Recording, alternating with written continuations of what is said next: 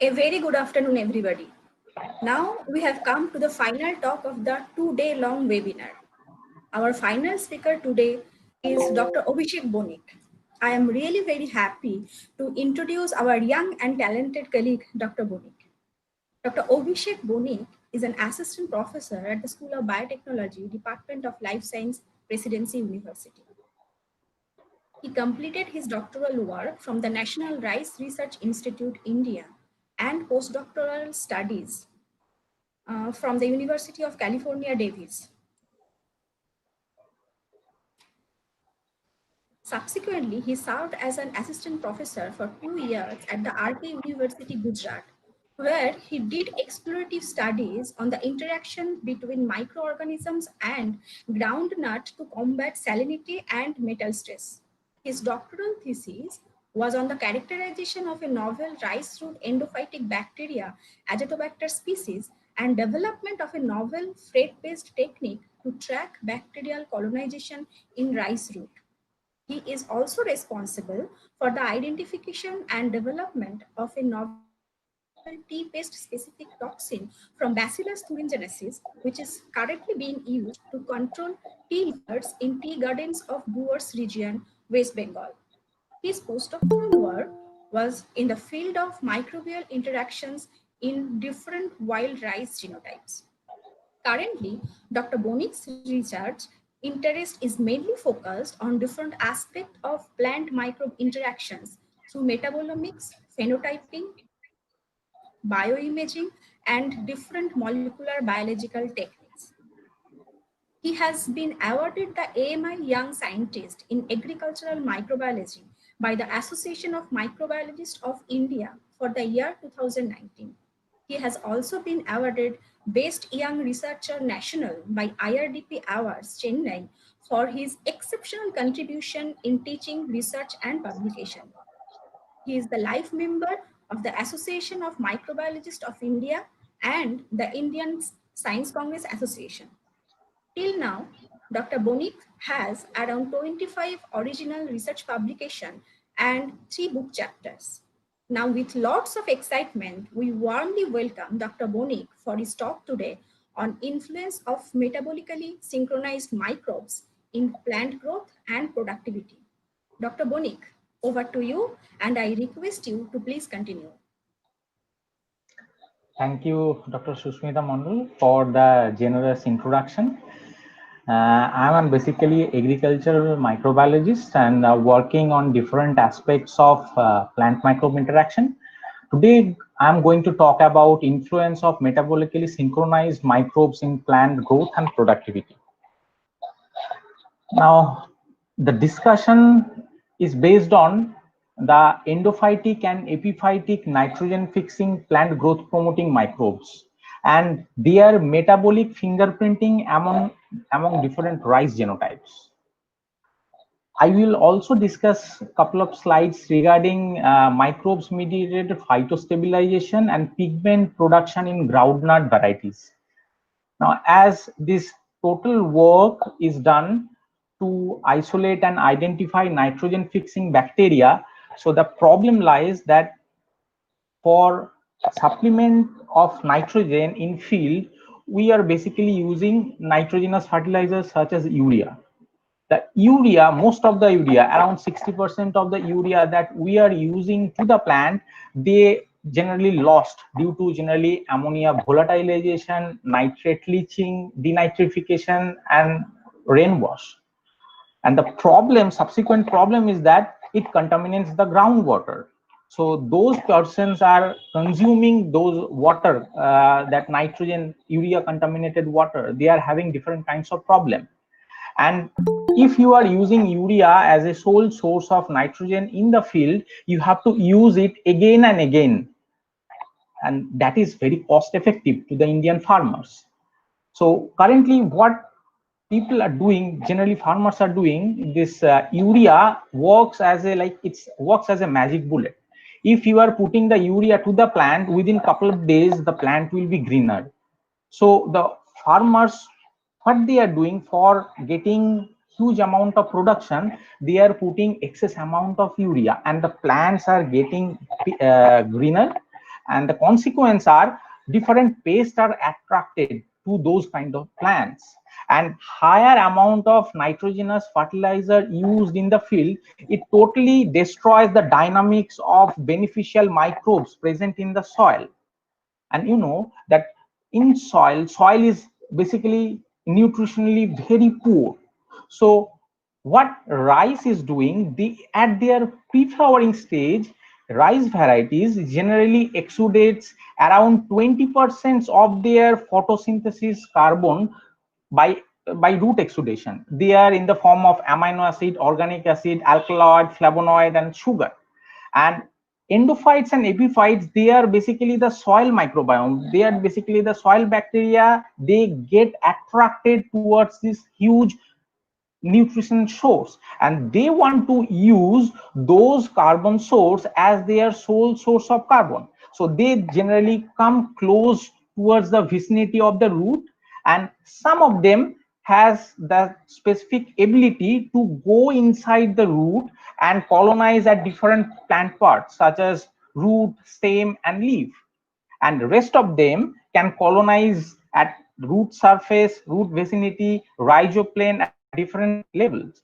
So what are the advantage of the endophytes? They can compete with the pathogens. How? So if they are able to colonize faster than the pathogens, they have already occupied those places where the pathogens are targeting. Consequently, these endophytes and epiphytic bacteria also produce different bioactive compounds and plant hormone. So it increase the growth. Subsequently, it reduces the stress of the plants. Considering all the contextual aspects, I'm going to demonstrate some of the study that we did it. Like we did this experiment with 4 rice genotypes. One is Swarna Sab1, Savita, and Wild. Swarna and Swarna Sab1, these 2 rice genotypes are nitrogen dependent variety, and Savita, it's a nitrogen independent variety. And wild rice has its fantastic feature. Due to domestication of this wild rice, they lost several kinds of feature. You can find diversified microbial colonization is basically in the root of wild rice.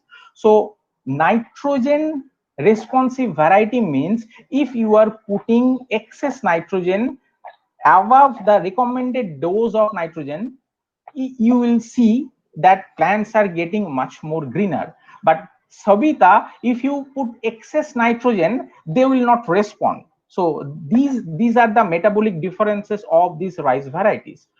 To go inside our study, we have taken 2 approaches. One is culture dependent approach and another is culture independent approach. Basically, what we are doing, we are isolating genotype specific microbiome that is very complex microbiome from a particular rice genotype. We are making simplification of those microbiome. We are selecting based on the different parameters, and we are making one consortium, and we are re-inoculating that particular personalized microbiome to different rice genotypes. So to do this microbial community level physiological profiling, this was basically done in biolog ecoplate. They have 31 different carbon source utilization pattern. So you can see the Sabita showed higher variance due to presence of higher level of structural carbohydrate at pre-flowering stage to the endosymbiote. And subsequently, Wild and Swarna Sab1, this is the submergence variety, that positively correlate with each other because of the presence of different kinds of root exudates that is secreted by the wild variety and their hydrological preferences. So if you dig down that particular data, you can subdivide those 31 carbon sources in 6 groups. That is amino acid, carbohydrate, carboxylic acid, phenolic, and polymers. So it was quite clear that wide range of the metabolite utilization pattern was present in the rhizoplane, because rhizoplane has much more microbial diversity than those of endophytes, because endophytes, there are specific group of bacteria that can only enter inside the plant. Remember, all the bacteria are not able to enter inside the plant, and amines, carboxylic acid, amino acid polymers were utilized higher by the different endophytes and epiphytes present on those four rice varieties among their different parts like stem, rhizoplane, leaf, and roots. So that was our culture independent metabolite fingerprinting.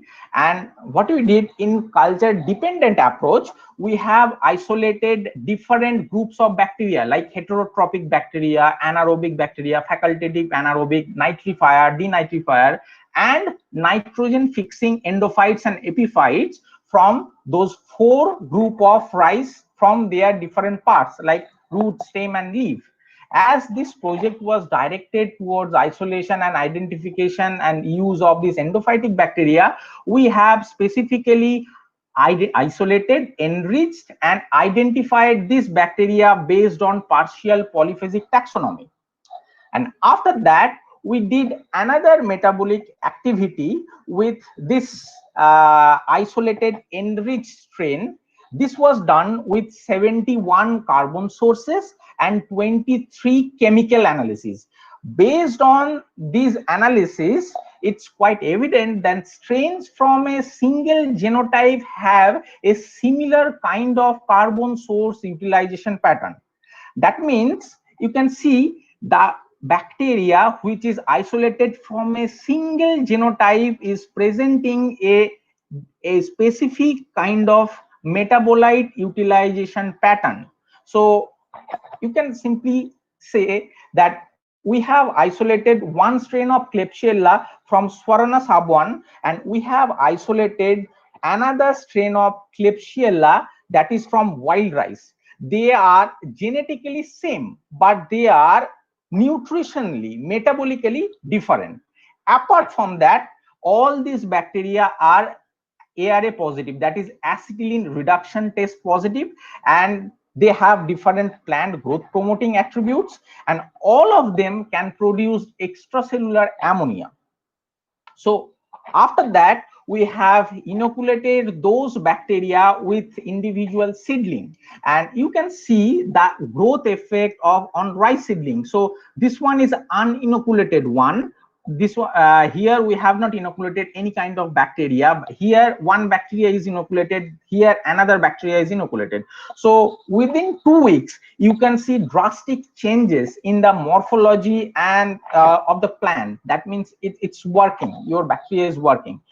We took it, this lab experiment, from lab to greenhouse and to the field. So in greenhouse what we did, so this treatment, it's only the plants, we have not treated with anything. This one is a endophytic bacteria. The concentration we have used at 10 to the power 8 cells, and here 10 to the power 6 cells we have used. This one is recommended dose of fertilizer. Here this treatment is without any kind of bacteria.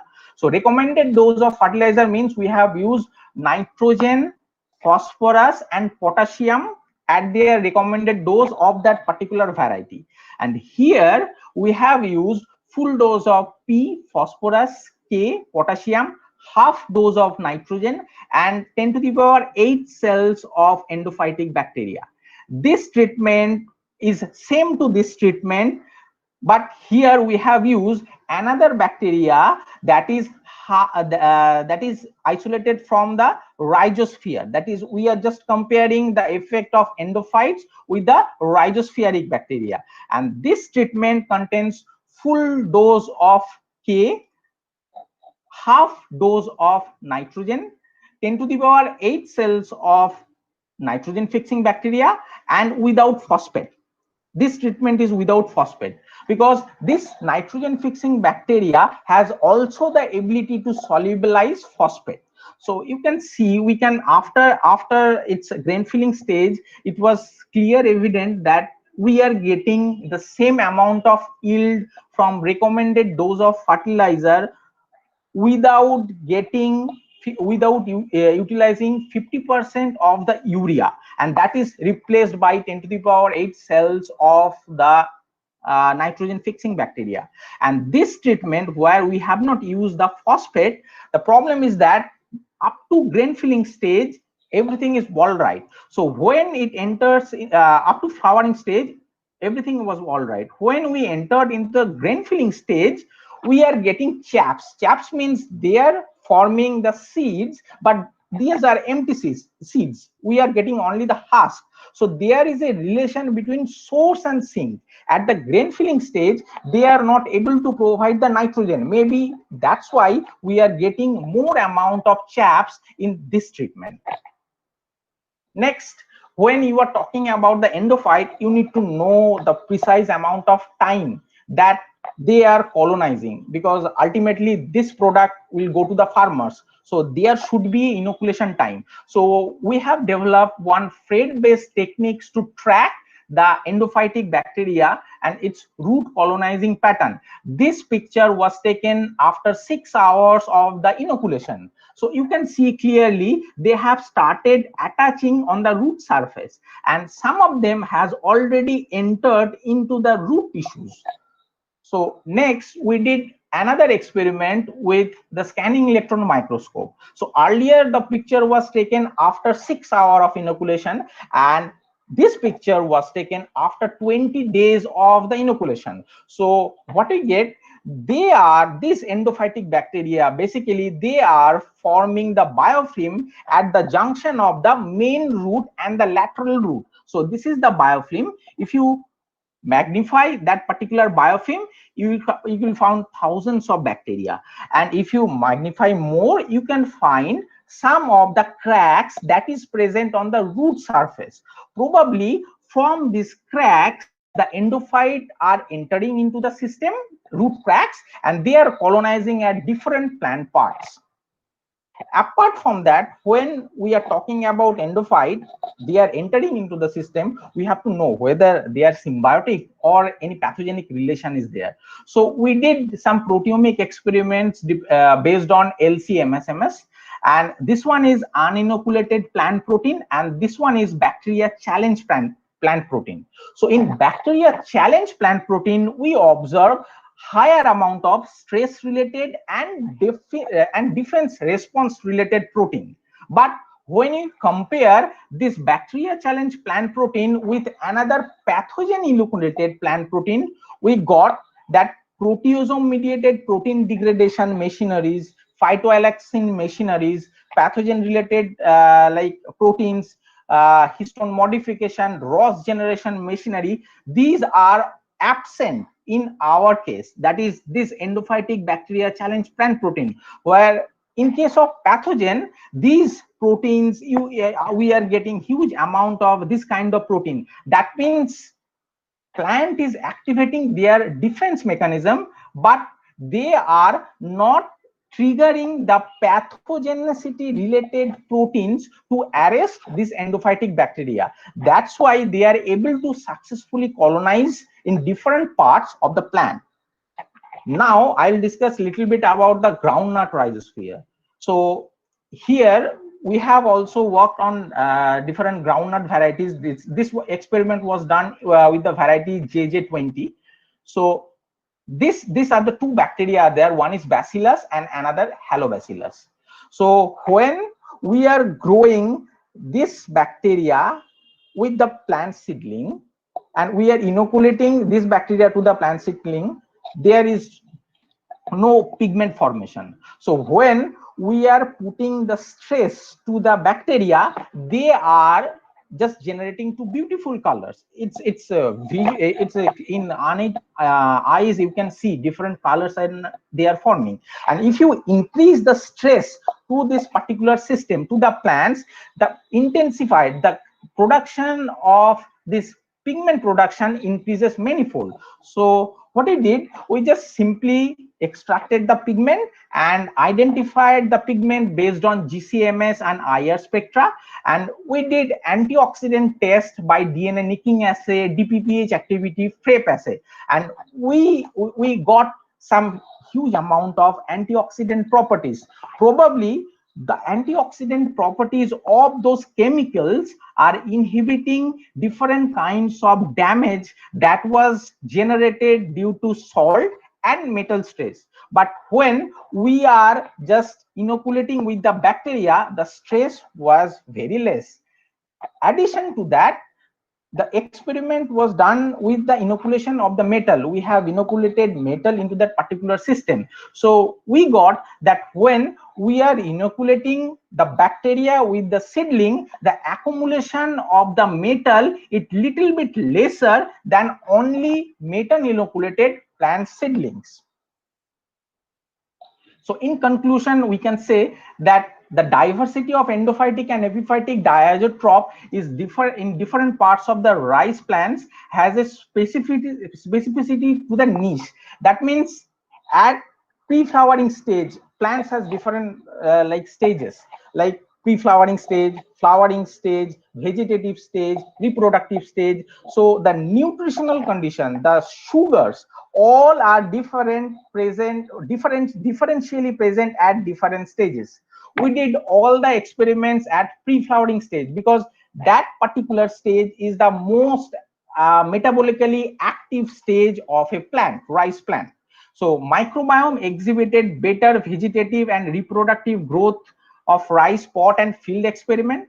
One of the strain that reduced around 30% of the urea that is used in the field condition, and this strain was tested at 30 places of India in last 7 years, and it was successfully colonizing in different parts of India. Like when we are talking about microbes, it's not that they can colonize in every atmosphere. As they are endophytic, they are entering, they are colonizing the plant first, and then we are transplanting to this. So these culture was successful in different parts of the plant.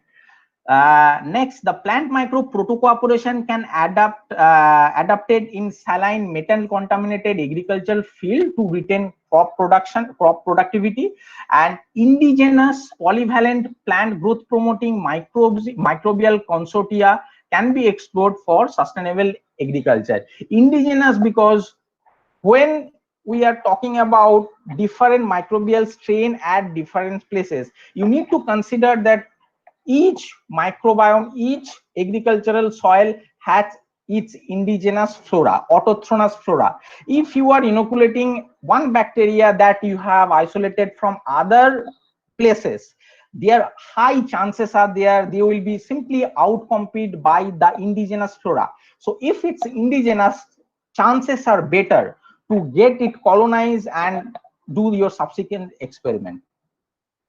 So I would like to acknowledge Professor Anuradha Loya, Honorable Vice Chancellor Madam of Presidency University. She is encouraging us always to do better in our field. I'm also very happy that Professor Probir Mukhopadhyay, Head Department of Life Science, he is always encouraging us to do in our research and teaching fields. Dr. P. Ali Mukherjee and Dr. M. Ganeshan, coordinators of School of Biotechnology, they played an instrumental role to make it happen, make this webinar happen. They guide us through different kinds of protocols to do this webinar. And lastly, I would like to thank all the committee members of this webinar, because we have 2077 registration. To manage this huge kind of registration, to do all the things, it's very difficult. Without their help, it was not possible. They have worked like anything to make it possible. And I would like to also thank my mentors, Dr. Tushar Kanti Dangar, Professor Shubhro Kanti Mukherjee, Dr. Upendra Kumar, Professor Eduardo Blumwald, to helping me in different experiments, and Professor Debashish Das and Dr. Sanchita Goswami, they are synthesizing the ligands for me, the freight experiments. And I would like to also thank two of my students, that is Pooja and Maya. They have like helped me like anything to develop the peanut project. Thank you. And now the session is open for the questions. Fantastic and insightful talk, Dr. Bonik. Thank you very, very much. May I request Dr. Shubhobroto Pal to take over to continue the question and answer session. I would like to congratulate Dr. Bonik for such a beautiful talk. Many participants from the YouTube session, they have actually praised your talk as it is a very informative one. So I would like to start the question and answer sessions with my colleagues from BLS and SBT and other speakers also. So is there any questions from your end? So, can I ask a question, Abhishek? This is Molada speaking. Yeah, Molada, go ahead. Yeah. So, this is a very interesting talk, and I think you are talking about a really complex interaction between, rhizospheric microbial consortium versus endophytic microbial consortium.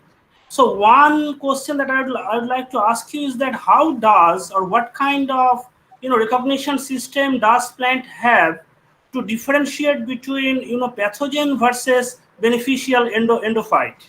Is there any work has been done so far, or it's still an unknown world? Yes, we did. We did. In my postdoc, I was doing that.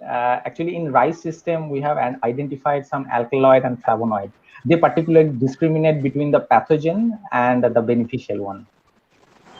I have Okay. not, I have not shown this work, but Uh-huh. yes, work is going on. Okay, but their separate signaling system works Yes, possibly, right? yes, yes, yes, yes. Okay. Separate beneficial one and the pathogen one. Yes. Yes. Another question, if I can ask you, is that this composition of the microbes in your rhizosphere versus endophyte. That's also very important stuff for the plant growth or from that perspective. So, what actually determines the composition of the microbial flora, let's say in the rhizosphere? Because I'm asking this question because I know a very similar system. I had worked on this trigolactone signaling system in plant, where the plant is under low nitrogen deficient condition. This trigolactone is released in the soil, and it does many physiological changes in the plant. So, this rhizospheric composition, you said that many biochemicals, sugars, and other things, they are released from the root before flowering, before the onset of flowering. So, is this composition of the sugar, or let's say metabolites, or those things which are released by the root that determines the microbial floral composition, or there are some other things which are also involved? Yes, actually, my guide used to compare this pre-flowering stage plant as a pregnant woman. It's Uh-huh. fantastic. They Okay, are, that's interesting. yeah, as a pregnant woman, that you have to nurture like anything at the pre-flowering stage. What Correct. it does, yeah, Lot of nutrition and those yeah, things. Yeah. lot of precisions are there. Yeah. So plant generally secretes around 20% of their photosynthesized carbon at different forms at pre-flowering stage. Correct. When it's flowered and your seed formation is there, they generally cut down those 20% that they are investing. It's a, like they are secreting those thing. It's a kind of investment to True. go with the beneficial interaction. So Correct. when they entered into the flowering stage and the seed formation starts, they simply cut down all the sugars from the root. Right. In case of perennial rice, like wild rice, the system is totally different. I am talking about the rice like The cultivated rice. brachyantha. The Yes, brachyantha. It's okay. yes. So the mechanism is completely different for perennial grasses and perennial rice. But for Correct. cultivated one, they just simply cut down all the nutrition. So they totally concentrate at that particular time for grain filling. So they Correct. just stop It's the this thing. partitioning of the metabolic flux, Yes, right? yes, yes, yes, yes, yes. Okay. And maybe last question before I'm asking too many questions. So I'll just finish wrap up. So this No, no, tracking, Marada, go ahead. it's a tracking Yeah, endophyte using freight. I think that's a great yeah. technology. So how did you do it actually? Can you a little bit talk on that? Actually, I was working on a different system, like for like 35 endophytic bacteria were there. So you So did it I was, right? The endophytes are growing inside the plant, right? You tracked yeah, them. inside the plant, but we have isolated them, and we like many bacteria that I have put GFP and RFP cherry. But in my case, I was unable to do this bacteria that I am talking about. It's a Azotobacter and it's a AV2 strain. And I was doing by calcium chloride transformation. I have put like cherry and GFP in several bacteria, but I was not able to put in that bacteria that was doing well because it forms cyst in presence of calcium that I don't have any idea before doing that. And that time I don't have this electroporation unit in our lab. So earlier I have some experience with the freight. So I have started, like, you have to first do some metabolic profiling plus metal profiling of that particular bacterium. You have to inoculate the bacterium with some metals, and the ligand is synthesized by different groups, like Professor Devashish Das, he was synthesizing for me, and only presence of that particular metal, that ligand will fluoresce. So we are basically just inoculating the bacteria with the metal. After that, we are infecting it, and we are putting the roots inside that ligand solution. And after that, subsequent washes and everything was we are doing. So whoever has colonized or have entered into the particular system, when that particular ligand is meeting with that particular metal, they are fluorescing. So Okay, we got so the it's not a transgenic approach; it's a chemical interaction that you yes, track. yes. Metals is present, is there. Presence of metal is there. Okay, thank you very much. Great talk. Thank you, Malada. Thank you, Molada. It's such an I have a enlightening. One thing. Okay. Yeah, Oh, okay. Can I ask? yeah, yeah, absolutely. sure. Can I ask a question? Okay. So thank you, Abhishek. It's a very interesting lecture. Now the thing is that is you have taken carbolic acid as for metabolic fingerprinting. Is it? Okay. So am I audible? Yeah, Okay. madam, go ahead. Yeah. So carboxylic acid you have considered for metabolic printing, is it? Okay. So what type of carboxylic acid you have considered? Number one, and number two, what is the biological implications for taking it? Madam, actually, we did it in biolog ecoplate analysis. In Okay. biolog ecoplate, they have patented like thing. One microtiter plate is there. There are 31 carbon sources are there in 3 replication. So it's a Yeah. patented thing, and I have the information. Currently, I don't recall all those Exactly. Whether these are saturate or unsaturated or isosaturates, what type I of have the literature. I have the literature. I can share with you. I can okay. share with you. Currently, I don't recall what are the that acid that we have Okay. used, but I can share with you. I have the literature Yeah. with me. Because this is very important for the defense mechanism. That's why I'm asking. Okay. Yeah. Yeah. And number two is in slide 14, you have seen, just to go for that slide 14, is it possible? Madam, I can open, but I have stopped O- sharing. You can tell me. I can open. Okay, you have considered the phthalate and base like that for GCMS data, is okay? And Yeah. pentadecanoic acid, C15 fatty acids you have considered for Yes. PCR analysis. Yeah. So Yeah. why only C15? That is my question. C15, madam, those things came in our analysis. That is 15 is dominating in your No, this analysis. no. These those 3 pigment that I talked about, those are present in the GCMS as well as IR spectra. So we took it the common fingerprinting that we are getting into this thing. Like in GCMS, what we are getting, we Okay. are also getting the consensus signal from IR spectra. Different Okay. other groups are there. We have just like we because Just, it's not yeah. consensus, we just don't consider those things. So whatever we are taking, that we can reproduce it again and again after consequence experiment. And those 2 things like GCMS should like corroborate with the data of IR spectra. That is So yeah. You are combining these data for conclusion, is it? yes, yes, But the yes. thing is, C15 is a very unusual fatty acids of plant origin. So Very common is C16. So madam, that's these why are I am wondering whether C15 is coming in sufficient amount so that you can madam, collaborate. So then madam, you can coordinate the data. these are not plant origin. These are bacterial origin. Okay, Bacteria it's is fine. It's yeah. fine. C15 very unusual in bacteria also. So that's why I'm asking. You can just take some notes that whether C15 truly identified or not. That am wondering. One thing, just for future work, you can take a note for Okay, this. okay, So, okay, okay, C15, that's why. Oh, and okay. any C13, that means odd carbon chain, it's very uncommon. In bacteria, it's quite common, but it's you have to go through it. Okay, just my Okay. suggestion. Yeah, One yeah, thing. I'll definitely Another take it. reason you have considered bis and phthalates, which are mostly usually comes from column bleed.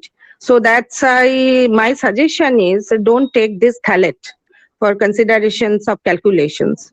Okay, Okay. so you can repeat it again so that you can. I think it will be self-explanatory that phthalate is should not be considered. If you consult any chemistry person, so it will be easier to understand. Okay, that's my suggestion. When you are repeating this experiment, please consider these two parameters. Okay, Okay, whether thank you, madam. because you are trying to combining it with IR spectra. That is my query. Okay, thank Okay, you very much. Best wishes thank you, for madam. good work in future. Very good. Thank you, ma'am, for your Abhishek, question. I have a question. Yes, yes, I have one. So the picture you have shown where the scanning electron micrograph of the biofilm formation you have shown. So I am more interested in how this biofilm is formed and which signaling pathway is involved, which key genes are involved that are actually allowing this beneficial bacteria to colonize in the root. You can find several papers in literature are there. Like biofilm formation, it's I would say it's 20 years old Is that topic, same? and Is this the same? Like when probably I have not gone through all those stuffs because that was not my objective. My objective was that how quickly they are forming the biofilm. If they are not forming the biofilm, it's very difficult. Like first they have to colonize, they have to dominate. Mhm. So for domination, biofilm formation is necessary. That after comparing all these endophytes and all these stuffs, this is that we are getting that maybe it acts as an external nodule. In rice you cannot form the nodule. Maybe from there they can also produce the ammonia. And these are, remember one thing, these are nitrogen fixing bacteria. So for nitrogenous activity you need an anaerobic condition. So maybe this biofilm also inducing the anaerobic condition to that produce to activity to this nitrogenous complex and all those stuffs. So my objective was somewhat different. That's why I didn't study all those stuffs. okay.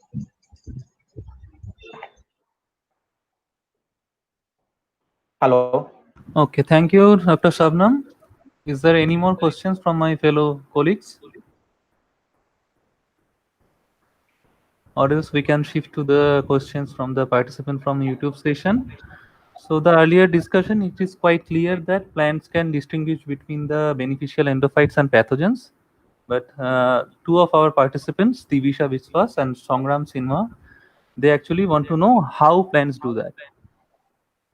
Actually, I told some signaling pathways are there, and some exudates are there. Basically, that those exudates suppress the growth of the pathogens. So when plants sense signaling pathways are there, when plants sense that it's a pathogen, it might harm to that particular organisms, they simply increase the flavonoid and alkaloid. There, what I know based on my research, I can say there are some alkaloid and flavonoid.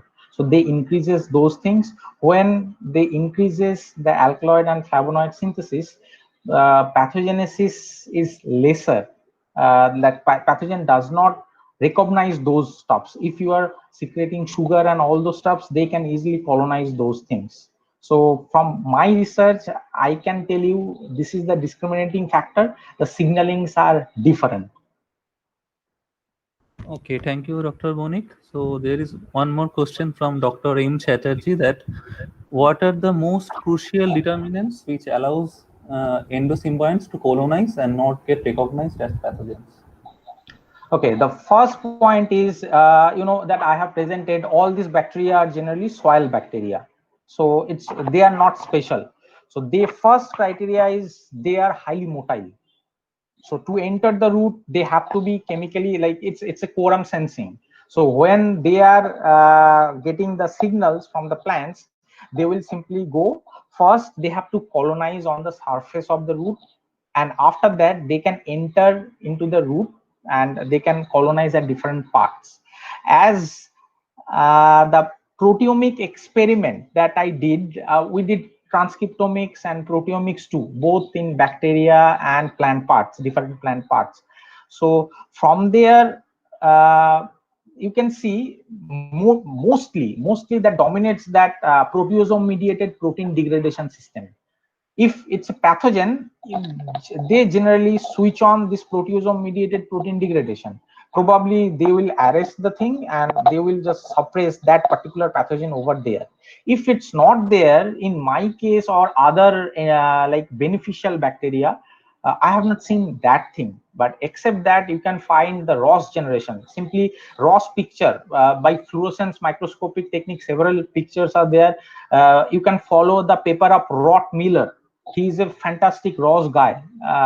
So you can generate the Ross picture. From the Ross picture, you can say whether they have actually they did it. So you can say whether these interactions are pathogenic or they are like the beneficial one. Okay. There is a question from Ovik Mukherjee, that can endophytic and rhizospheric bacteria coexist together in a common ecological niche? Yeah, definitely, because I told you earlier. So what we are doing, we are simply inoculating that. You can inoculate.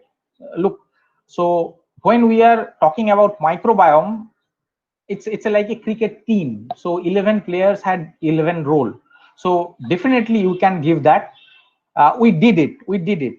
So they have certain functions, like someone can inhibit the pathogen, someone can form the biofilm. If your endophyte is not able to provide the form the biofilm, simply put another bacteria present in the rhizoplane which can form the biofilm, and do some testing that whether these are compatible with each other or not. You have to do the compatibility test when you are working with the microbiome. If they are compatible enough, they can survive together, then you can go ahead. Yeah, you can do it. Okay, there is also another interesting question from Anusha Mujumdar, that can endophytic bacteria that initially reside in the soil before the colonization of the roots return to the soil? I think she asking that Yeah. after colonization whether that can return to the soil or not. Onusha, actually, I don't know. Actually, after death, look, for nitrogen fixing bacteria, if you say for legume and all those stuffs, so most of the nitrogen, that soil nitrogen, it comes from the dead bacteria. Okay. So legume, if you cut the legume, simply